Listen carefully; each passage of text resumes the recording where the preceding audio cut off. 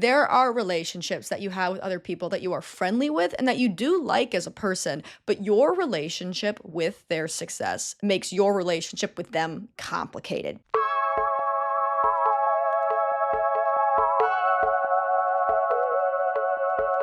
Hi, hello, how are you? Welcome back to my channel. My name is Carly if you're new here. And today, I'm just gonna get into it. We're talking about the girl so confusing. Backstory feels like lore as a word is in the zeitgeist. I don't love using words everyone else uses. I was born in the wrong generation. I'm just an old soul. But, you know, the backstory, what's going on. Charli XCX, if you do not know, released Brat. It's very rare, it feels like, that somebody within our lifetime just kind of decides to release their magnum opus, but that's what has happened. I'm obsessed with it. And she had the internet wrapped. Every single party girl, regardless of gender, but a party girl nonetheless, was confused.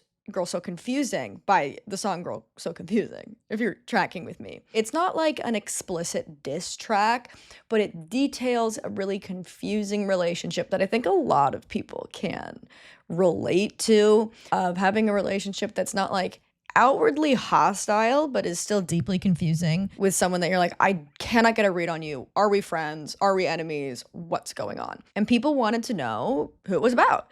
So I'm going to walk you through the story through the entire kind of relationship from what I could really find online between Lorde and Charli XCX. The song is about Lorde. I really like Brat as a record. I'm not like a super like electronic pop girl. Saying electronic pop makes me sound like I'm 90 years old and I'm like, the music back in my day was a guitar. But it's like not always my jam, but I think this record is like genius. I don't know. It's like the first time in recent years that it feels like a new album has come out that's like actually speaking to like complex emotions and relationships that I have with myself and others and success and all these things and the anxieties of that. Even though I'm not like a super famous pop sensation cult classic girl, I feel like it speaks to me and it feels like it's new. Taylor fans, do not come, if you come for me, I swear to God, being like, what about tortured poets? Girl, let women exist in the same space, I beg of you. I guess it's really not a surprise that the Girl So Confusing lore is confusing, but do you know what's not confusing? Learning a language with the help of this video sponsor, Babbel. That was smooth. If you didn't know, Babbel is one of the top language learning apps in the world. And I've talked about it before on my channel, but I've been using Babbel to brush up on my French. I live in Canada, if you didn't know, and the official languages of Canada are English and French. My handle on the English language is masterful, some might say. My French is bad. It's bad. Like, it's really, really embarrassing. So I want to get better at it. Like, one time I went to Quebec City, which is in Canada, a very, very French-speaking place. And I was at the grocery store checking out, and the cashier said, "Payez-vous en espèces ou par carte?" Which is basically like, are you paying with credit or cash? And I responded, "Va," which is like not really a word. It's seen. That's not a response to, are you cash or card? And I'm just like, seen. I can't live my life like this anymore. So I'm using Babbel to learn French. With Babbel's intuitive lessons, you learn the language through real life conversations. And these conversations can be about business or travel or relationships or other things. And these lessons are created by over 650 language experts. So you're really learning to have practical real life conversations. Babbel has been scientifically proven by researchers at Yale and Michigan State University, as well as other institutions, to help you start speaking a new language in 3 weeks. And if you're traveling soon, if you just use Babbel like 10 minutes a day, you can start to speak the local language, which is super helpful. Please learn from my mistakes, because one time when I went to Montreal, I told a train attendant, "Je suis excité d'être à Montréal." I thought I was saying I'm excited to be in Montreal, and if I used Babbel, maybe I wouldn't have scarred that woman for life by telling her I was horny to be in Montreal. Language isn't linear, and learning a language clearly isn't linear, and Babbel will meet you wherever you're at and help you reach your language learning goals. Go to the link in my description below to get 60% off your subscription to Babbel. Babbel has a 20-day money-back guarantee, so there's literally no excuse to start learning a new language. Again, go to the link in my description below to get 60% off your subscription to Babbel. Thanks so much for sponsoring this video. Let's get into the lore. So, let's begin. We have to start at the very beginning, a very good place to start. May 9th, 2012, Charli XCX and Iconopop release. I love it. This song rocks, dude. I can't even, like, we can't even talk about it. Like, this song is so good. I still listen to this song probably once a month. This song ruled my middle school years into high school. It's just so good. It makes you feel like you're gonna drive a car through a gate. You're the getaway driver and you're trying to get away. That's what it feels like. I love it deeply. Also, because of this song being released, we have my favorite video online of all time of Charli XCX performing this song seemingly at a music festival in Germany, just going, "Come on, I thought this song was big in Germany." Okay, alternatively, year later, June 3rd, 2013, Lorde releases Royals. If you were not sentient around the time of 2013, I don't know if I can fully explain to you like the cultural impact of this song. It was inescapable. It was everywhere for years. It's like this song was in every single goddamn movie and show and commercial, and it was on the radio constantly. Like, just a massive song. Catapulted Lorde immediately into this massive international stage, and she's friends with Taylor Swift, and she's friends with Kanye West, and she's hanging out with all these different people because of this song. The song is great, like, so good. This actually leads me to this theory that I have that we can't really unpack in this video. For a long time, like, she was like too famous. This song made her way more famous than the kind of music and the kind of performer that she is, like, than she should be. So like the reason she's done like Solar Power and like Melodrama, which were like, you know, flops, but not really, is because like she needs to actively get less famous. That's in May. September 27th, the following year, Lorde releases Pure Heroine, changes the cultural landscape for every single girl living in a affluent suburb for the rest of their life. The way she spoke to us, it's kind of hard to really make you understand. We were like, "It's so true. Gold teeth Grey Goose tripping in the bathroom." Like, I was 13, 14 at this time. I was doing no tripping in the bathroom, but on a spiritual level, I was. All this to say is Charli XCX on the scene. Year after that, June 14th, 2014, Charli XCX releases Boom Clap, which is a song on The Fault in Our Stars, the John Green movie about two teenagers with cancer falling in love. That movie, it's on that soundtrack. That song was also everywhere. Like, to be in 2014 is to have the constant soundtrack of Boom Clap playing while you're getting overstimulated by the fluorescent lights in a Target. Like, that's just what 2014 was. Of course I have nostalgia for it. Bring me back. I know if like myself in 2014 heard me say that, she'd be like, "Girl, shut up." Like, it wasn't good for me to be a teenager. I didn't enjoy it. I didn't have a good time. But I do want to hear Boom Clap in The Fault in Our Stars movie for the first time again. And I don't think that's a crime. We're bringing this up all just to say, like, there is like a growing comparison. It's impossible not to. Again, this is why like I love this song and I love kind of Brat as an album when you think about like Sympathy as a Knife or things like that. Girls So Confusing.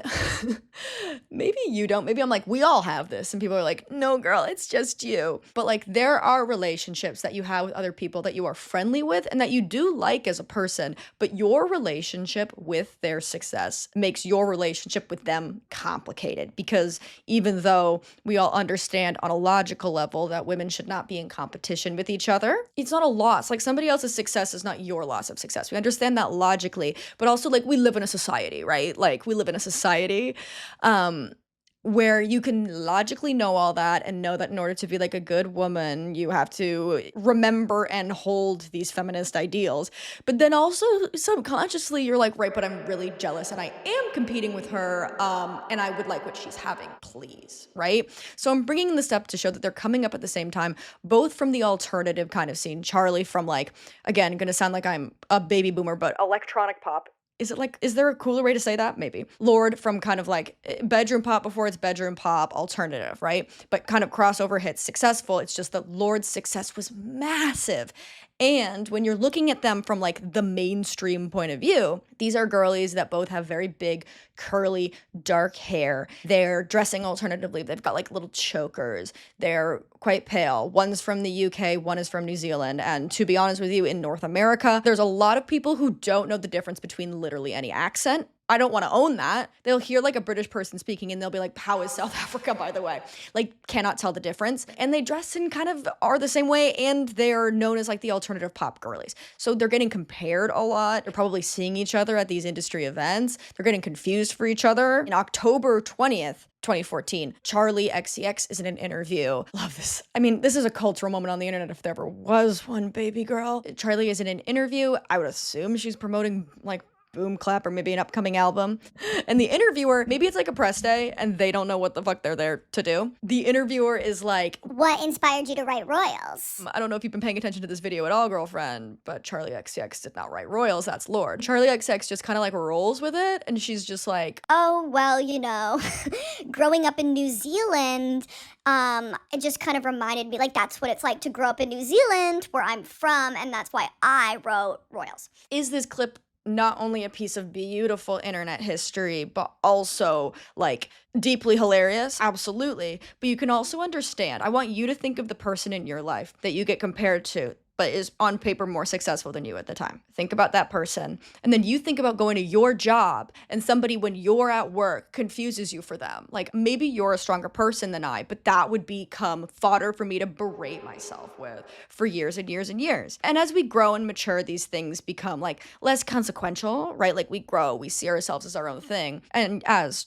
Charli says in Sympathy is a Knife, like, you kind of grow to understand that you couldn't be these people even if you tried. But that doesn't make it not feel awful. There are people that I'm jealous of that I could never be. Like, I am quite simply like too lazy, too weird, not enough mainstream appeal, all of that. But I'm still like, but why not? I would like the success, please. Give it to me. To be confused for someone who you are jealous of at the time, which we learned from an interview that Charli gives this year, that's painful. In an interview of May this year, 2024, if you're watching this in the future, I'm filming this on July 16th, Trump got shot. May 16th, 2024, while promoting Brat, Charli gives an interview with Rolling Stone UK, and she says the following: when Royals came out, I got super jealous of the success that song got and that Ella got. You piece all this stuff together in your brain, like, she was into my music, she had big hair, I had big hair, she wore black lipstick, I once wore black lipstick. And you create these parallels and think, well, that could have been me. But it couldn't have, because we're completely different people. I wasn't making music that sounded like Royals. I think you just read what you want into it because you're feeling insecure about your own work. Absolutely true. At the time, obviously, when you're feeling insecure and coming up, and also like, I think we're getting better, but we're not perfect now in the year of our Lord 2024. But in 2014, very much still like girl power, but also you should probably be a size 0, right, girlfriend? Like, you should probably be conventionally attractive if you can. You look at Taylor Swift at this time and like, she is ill. It's not okay. So I think that like all of these compounding things creates just like a weird relationship. Also, Lorde at the time is going through becoming one of the most famous people in the entire world while also being like objectively an incredibly weird person. So like, she's for sure in the throes of mental illness, you know what I mean? Like, there's no question about it. But everyone is fighting a battle we know nothing about. Nothing. But you can still use them to bludgeon yourself with. Okay, what are some more overlaps between these two as we go along? What's kind of crazy is, I mean, again, this is the thing of in the song they later talk about how like Lorde does not want to be in any of the pictures with Charli. We're gonna get to the reveal of why later. Spoiler alert, it's incredibly sad. But there's really not like a lot of photos or like interactions between these two beyond like kind of them tweeting or social media. Like, there's this photo of them at what simply must be the VMAs. And it's so funny, like the way in which when you're branded as like alternative, they don't really look alike besides the fact that they have brown hair. But people could not tell them apart. I'm sorry, like, whatever. The next like interactions we really get with them are December 23rd, 2014. So Lorde oversaw for, I believe, Catching Fire to the end of the Mockingjay movies. Hunger Games, by the way. I just assume that that's kind of like a blanket reference we all have. Those movies, Lorde oversaw and basically compiled the soundtracks. They rock. They're awesome. And for Mockingjay Part 1, a movie you might have forgotten because it's incredibly boring, Charli XCX wrote Kingdom for the soundtrack. That's what I'm thinking of for that movie. What's interesting is later, in the throes of the pandemic, Charli tweets, I watched The Hunger Games for the first time last night. It was so good. And somebody replies, you literally have a song on their soundtrack. And she goes, Lorde sent me an email with a plot summary and a vibe she wanted, so I just went with it. Which, love. Also at this time, I mean, I know this to be literally 9/11 for depressed girls in the suburbs, but Melodrama released June 16th, 2017. Okay, so we're skipping ahead 3 years after the release of Kingdom by Charli XCX and the Mockingjay Part 1 soundtrack. Melodrama is released. Melodrama, it was a highly anticipated follow-up to Pure Heroine Lorde's debut album. That record, like, I mean, it's not like Katy Perry, Teenage Dream, smash the Billboard with 9 hits, but like a lot of those songs are hit. Tennis Courts, Team. Record did really well, and it was kind of like ushering in, I mean, you listen to music on TikTok now. Every woman and their mother is inspired by Lorde, as they should be. That record is great. So people were like, oh my God, her sophomore album is coming up. Let's go. Now, what's kind of interesting about this is like Melodrama is a beloved album now. Like just truly, truly, truly really loved, referenced in a lot of younger songwriters these days. You listen to Melodrama, that album rocks. It's so good. It's a lot darker. It's produced by Jack Antonoff, but at the time was considered a flop. Maybe not critically, but did not do as well as Pure Heroine, did not have like the massive like Billboard appeal, which I do think is good because I think that Lorde isn't a pop star. Like she is, but she should be an alternative girly, right? Songs off this, I think the singles were Perfect Places and Greenlight.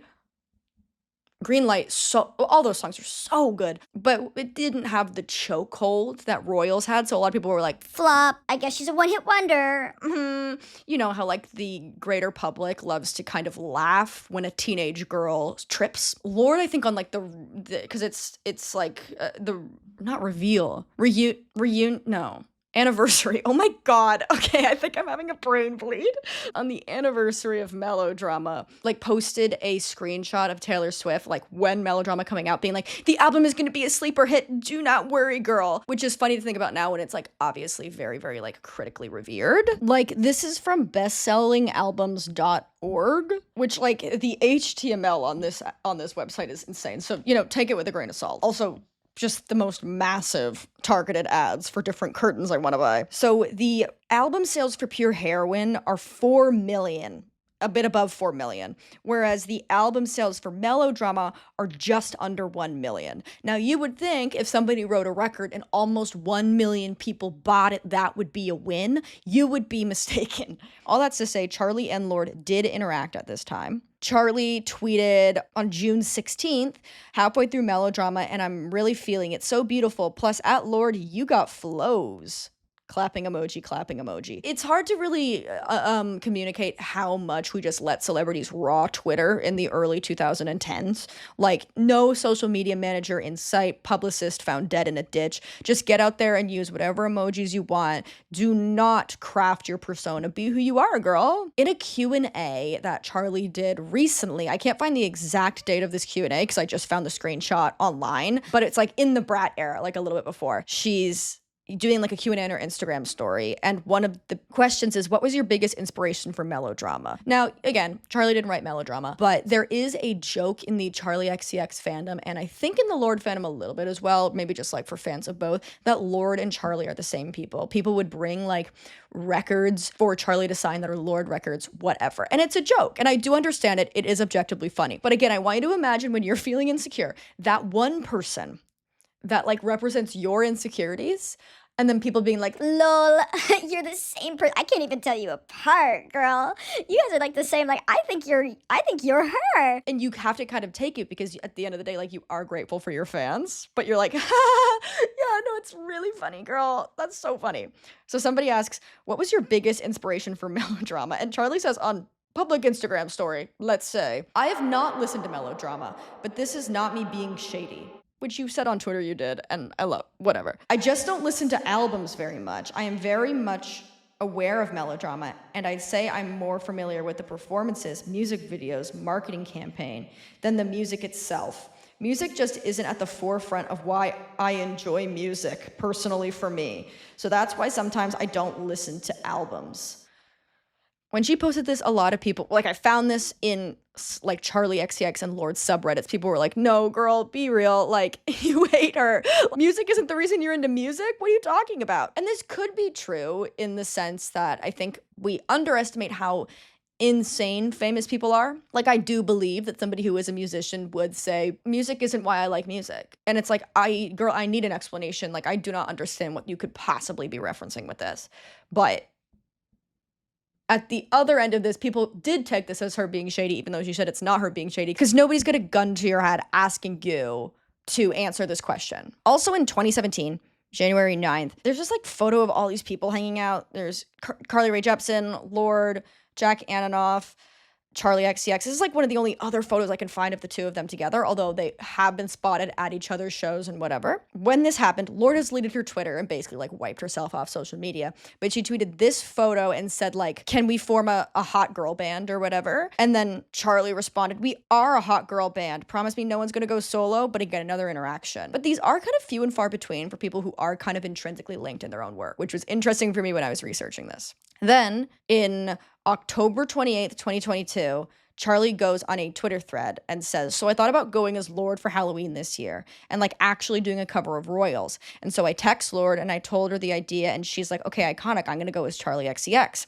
And then we both cackled and then we were like, okay, cute. Yeah, but actually CBA maybe next year. So just so you guys know, the thought was there. We know it's legendary, but we're just lazy. So again, another interaction. The next interaction happens when she's promoting Brat. So Brat, as you know, I would assume, is released in June of this year, 2024. Okay, so she's going on the promo trail. She does that May interview where she talks about being jealous of Lorde. It's like, not like, I don't mean that as a dig. Like, she says, I was jealous of Lorde. I think that they both are very, very iconic in their own right. She does another Instagram Q&A and somebody asks, will you ever collab with Lorde? It would be such a meme.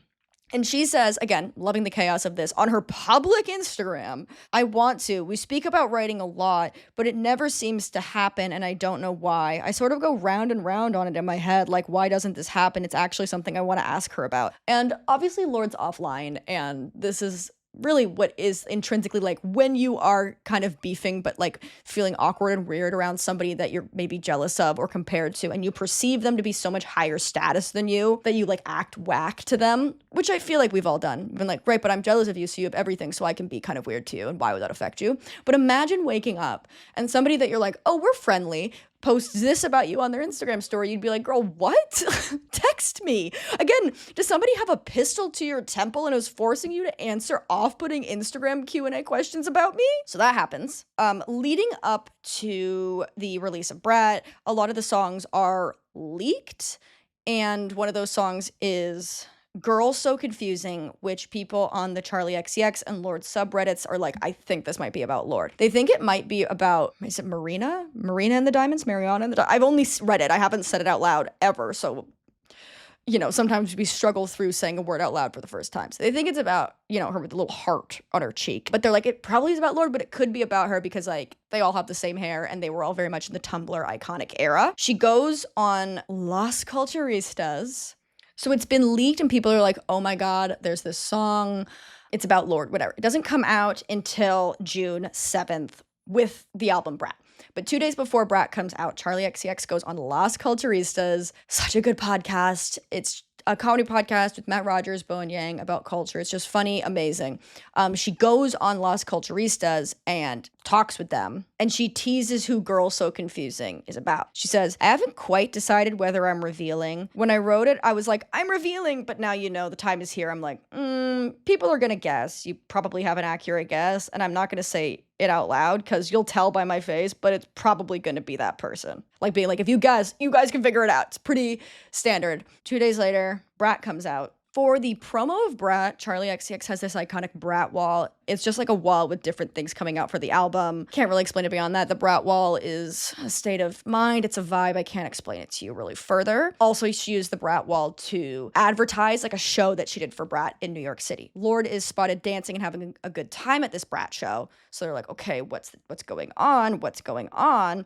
On June 20th, the Brat wall says Lorde. And they're like, okay. This is when Charli's also working towards releasing Brat, the exclusive edition or whatever. So there's like 3 extra songs. And people are like, Lorde is hopping on the remix. Like, they are doing a remix. They are doing a collab, her and Lorde. They're talking about the Girl So Confusing. And then on June 21st, Girl So Confusing, the remix is released featuring Lorde. Now, that's really the story here, but I want to go through the lyrics because in the original Girl So Confusing. Charli says, people say we're alike. They say we've got the same hair. We talk about making music, but I don't know if it's honest. Can't tell if you want to see me falling over and failing, and you can't tell what you're feeling. I think I know how you feel, right? Lorde hops on the remix, obviously. Charli posted recently like this like text thread, which I guess like Lorde just like wrote her entire verse and texted it to Charli and was like, why don't we do this?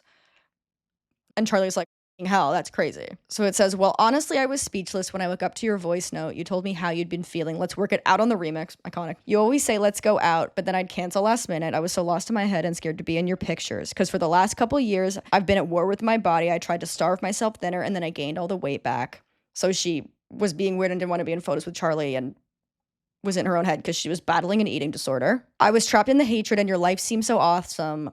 I never thought for a second my voice was in your head. Basically going on and on like that. The song is awesome. You should listen to it, being like, no, girl, I had an eating disorder and your life seemed awesome and I was jealous of you. Literally that Spider-Man meme.